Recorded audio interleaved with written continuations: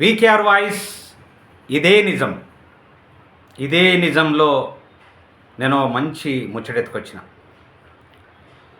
నిజంగా ఇది మీరు ఒక్కసారి ఆలోచించాలి. నిజంగా ప్రజానీకం కావచ్చు, మేధావులు కావచ్చు, ఒక్కసారి ఆలోచించాలి. కానని ముఖానికి కపలపులుసు అన్నట్లు ఎప్పుడైతే యాదృచ్ఛికంగా అనుకోకుండా, అంటే కేసీఆర్ మీద ఉన్నటువంటి తీవ్రమైనటువంటి వ్యతిరేకం, ఆ వ్యతిరేకము ఎట్లా వచ్చింది? మా వాళ్ళు వచ్చింది. అనేక మందికి నిరుద్యోగ సమస్య అట్లనే పెండింగ్ పెట్టి కళాకారులను మోసం చేసి అమరవీరుల త్యాగాన్ని కూడా మర్చిపోయి, వాళ్ళ కుటుంబాలను మర్చిపోయి ఎన్నో రకాల స్కాములు చేసిండు. కాబట్టి అది బట్టబయలైంది. కాబట్టి కేసీఆర్ మీద వ్యతిరేకత వచ్చి యాదృచ్ఛికంగా అనుకోకుండా కాంగ్రెస్ పార్టీకి ప్లస్ అయింది. మాకు కూడా ఏమనిపించిందంటే కాంగ్రెస్ పార్టీ రావడం పట్ల కాస్త వాళ్ళకు, బీఆర్ఎస్ పార్టీ వాళ్ళకు, కేసీఆర్కు, వాళ్ళ కుటుంబాలకు భయం అనేటటువంటిది ఉంటుంది, ఇంకా మిగతా వాళ్ళకు భయం అనేటటువంటిది ఉంటుంది అనేటటువంటి ఒకే ఒక్క ఆలోచనతో మేమందరము చాలా కాంగ్రెస్ పార్టీ రావడానికి ప్రధానమైనటువంటి భూమిక పోషించడం జరిగింది. అదంతా చేస్తే నేను ముందే అంటే కదా, కానని ముఖానికి కప్పల పులుసు అన్నట్లు కాంగ్రెస్ ఎమ్మెల్యేలు, మినిస్టర్లు సీఎం కాడికి వెళ్ళే, రేవంత్ రెడ్డి అన్న కాడికి వెళ్ళే అట్లా వ్యవహరిస్తున్నట్లు తెలుస్తూ ఉన్నది. ఇక్కడ అట్లా వ్యవహరించడం పట్ల నష్టం ఎవరికి జరుగుతుంది? మీకే కదా జరిగేది.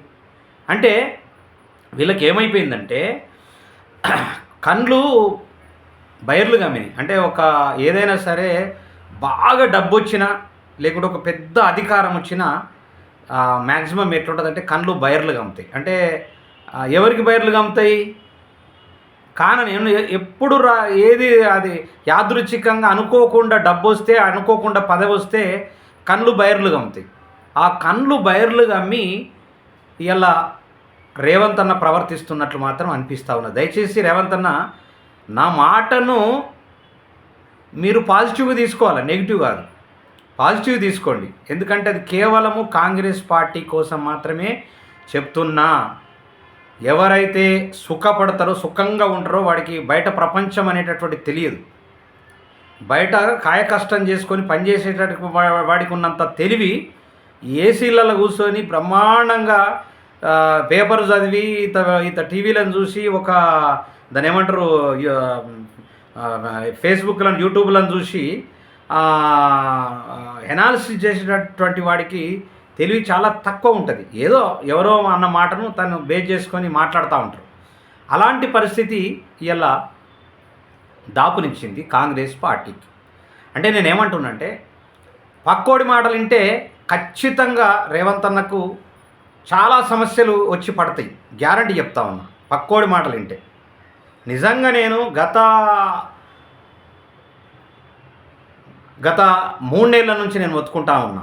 ఏమనంటే, కాంగ్రెస్ పార్టీ రాగానే ఇమీడియట్లీ ఒక 20 మందితోని కమిటీలు వేయండి, కమిటీలు వేసి వాళ్ళ ఒపీనియన్ తీసుకొని వాళ్ళందరినీ వాడుకోండి. అప్పుడు మీకు 14-13 సీట్లు వస్తాయి, ఎంపీ సీట్లు.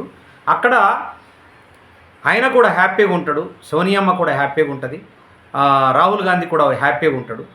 ఆయన కలలు నెరవేరాల, ప్రధానమంత్రి కావాలనుకుంటే ప్రతి రాష్ట్రంలో ఆయా ముఖ్యమంత్రులు కావచ్చు, లేకుంటే ప్రతిపక్షం కావచ్చు, వాళ్ళు చిత్తశుద్ధితో పనిచేసినప్పుడు మాత్రమే ఒక ప్రధానమంత్రి కావడానికి ఆస్కారం ఉంటుంది, సీట్లు వస్తాయి, గెలుస్తారు.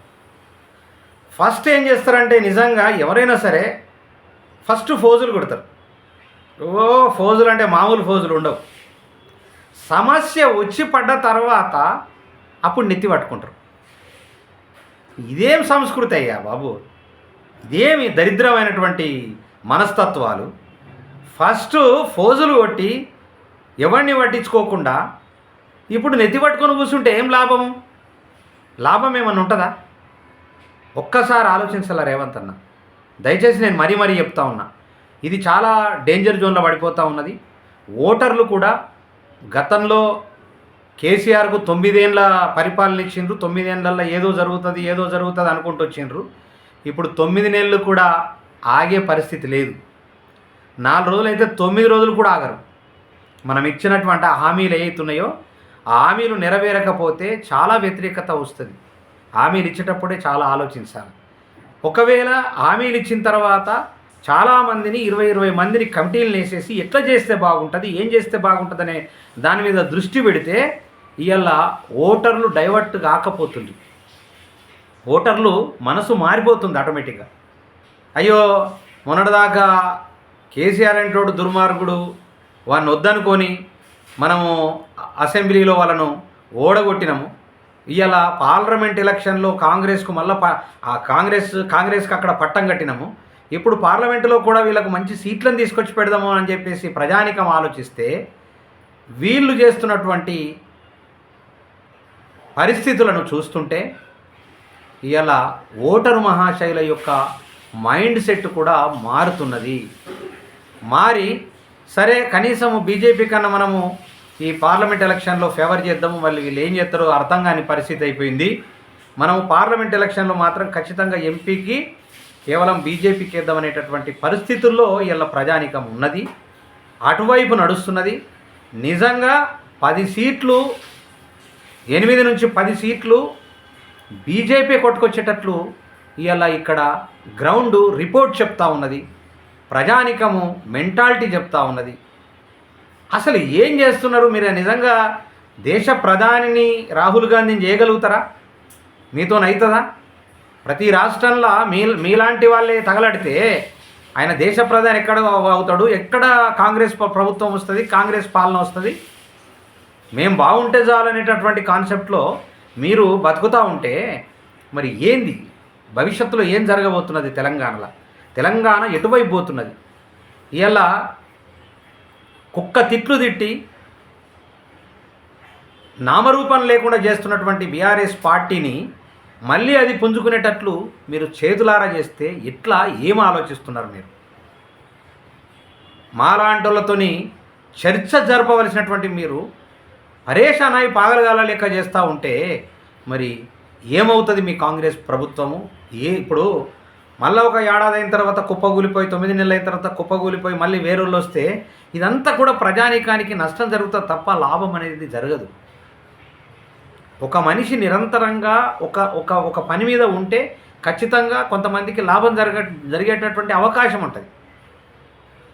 తాగుకొక్కలను మార్చుకుంటూ పోయి ప్రజలు నష్టం జరిగే విధంగా అవుతే నిజంగా తెలంగాణ సమాజం, తెలంగాణ ప్రాంతం అంతా ఎట్లా తగలడిపోతుందో మీకు అర్థం కావట్లేదు. నేను గతంలో చెప్పిన బ్రహ్మబాకి బాల ఒకటే అని చెప్పాను. వస్తుంది దుబాయ్లో పెద్ద సునామీ వచ్చి మొత్తం దుబాయ్ కొట్టుకపోతూ ఉన్నది. నీరుతో పెట్టుకున్నారు, గాలితో పెట్టుకుంటున్నారు, అగ్నితో పెట్టుకుంటున్నారు, భూమితో పెట్టుకుంటున్నారు, ఆకాశంతో పెట్టుకుంటున్నారు. మీరు పెట్టుకుంటే పెట్టుకోండి, కానీ ప్రజానికానికి నష్టం మాత్రం వాటిల్లేటట్లు మాత్రం చెయ్యకండి. చేస్తే ప్రజానికం మిమ్మల్ని ఘోరమైనటువంటి పరిస్థితికి మాత్రం తీసుకొస్తారు. 100% మీ అహంకారాన్ని తీసేయండి. అహంకారం తీసేస్తే ఖచ్చితంగా కళ్ళు అనేటటువంటి తేజకి కనిపిస్తాయి. నీకు లోపల ఏదో ఒక రకమైనటువంటి అహంకారం ఉంటే కళ్ళు బైర్లు గమ్ముతాయి. అందుకే నేను చెప్పిన కామం వల్ల కళ్ళు బైర్లు గమ్ముతాయి. అది ఏ కామం అన్నా కావచ్చు. ఒక ఆశ, పదవి వ్యామోహం, అది ఒకటి కోరికనే కదా. దానివల్ల కళ్ళు బైర్లు గమ్మి ఖచ్చితంగా మీ ప్రభుత్వానికి డోకా వచ్చే అవకాశం ఉన్నది. హెచ్చరిస్తూ ఉన్నా నేను, మీ ప్రభుత్వానికి చాలా ప్రాబ్లం వచ్చే అవకాశం ఉన్నది. తస్మాత్ జాగ్రత్త అని చెప్పేసి నేను మీకు మరీ పదే చెప్తా ఉన్నా. నా వీడియోలు చూడండి. నా వీడియోలు చూస్తే మీకు అర్థమవుతుంది మొదటి నుంచి నేను ఏం మొత్తుకుంటున్నాని. మీకు ఫేవరబుల్గా నేను మొత్తుకుంటా ఉంటే మీరు చేస్తున్నటువంటి విధానం చక్కగా లేదు. అది ఏం చక్కగా లేదో నన్ను అడుగు, నేను చెప్తా. నన్ను పిలుచుకొని అడిగితే నేను చెప్తాను నీకు చక్కగా ఏం లేదనేది. మేము బాగా చదువుకున్నాము, లేకుంటే మేధావులము, చిన్నప్పటి నుంచి నేను రాజకీయం చేసిన, నేను రాజకీయ కుటుంబం నుంచి వచ్చిన, మా మామ రాజకీయ నాయకుడు, నా చుట్టూ ఉన్నటువంటి చంద్రబాబు నాయుడు ఆయనలోనే నేను అన్ని రకాలుగా చేసిన అని చెప్పేసి అని అహంకారం ఫస్ట్ తీసేయాలి. 50 ఏళ్ళ నుంచి రాజకీయం చేస్తున్న కేసీఆర్ అనేటోడు ఏమైండు? నేలమట్టం అయిపోయిండు. సరే సంపాదిస్తే సంపాదించిండొచ్చు. తెలంగాణ ప్రజల్ని మోసం చేసి, తెలంగాణ ఆస్తుల్ని ధ్వంసం చేసి, తెలంగాణ ఆస్తుల్ని మొత్తం కంప్లీట్గా నాకేసి ఇలా ఏమేమో మాట్లాడుతుండొచ్చు కావచ్చుగాక. కానీ చరిత్రహీనుడైండు కేసీఆర్ అనేటట్టు. చరిత్రహీనులు కాకుండా రాజకీయం చేయండి. రాజకీయం ఎట్లా చేయాలా? స్వచ్ఛమైన రాజకీయం చేయాలి. 10 మంది మెచ్చుకునే రాజకీయం చేయాలి. ప్రతి ఎమ్మెల్యే ఆయా నియోజకవర్గాలకు పోయి 25 రోజులు ఆ ప్రజలతో ఉండాలా. ప్రజల సమస్యల్ని తెలుసుకోవాలి. ప్రజల సమస్యలు తెలుసుకొని ఎమ్మెల్యే ఎందుకోసం? హైదరాబాద్లో మంచి పెద్ద ఇల్లు కట్టుకొని ఏసీలో వండుకోవటానిక? ప్రజలంతా హైదరాబాదు వచ్చి మీ ప్రగతి భవన్ చుట్టూ, మీ ఇంటి చుట్టూ తిరిగి మీకు ఒక పత్రాన్ని ఇచ్చిపోవటానిక? వాళ్ళ సమస్యల్ని పేపర్ రూపంలో రాసి ఇచ్చిపోవటానిక? అది మీరు చెత్తబుట్టలు వేయటాని కోసమా? ప్రజా సమస్యల్ని ఆయా నియోజకవర్గాల్లో ఎమ్మెల్యేలు తక్షణంగా తీర్చాలా? సాధ్యం కానీ ముఖ్యమంత్రి గారికి చెప్పాలి. ఈ పరిస్థితులు లేకపోతే ఇలా కాంగ్రెస్ ప్రభుత్వము 9 ఏళ్ళు కాదు 9 నెలల్లో కుప్పగూలిపోతుంది. బలవంతంగా ఇంకా 5 ఏళ్ళు పరిపాలన చేసినా చరిత్రహీనులు అయిపోతారు.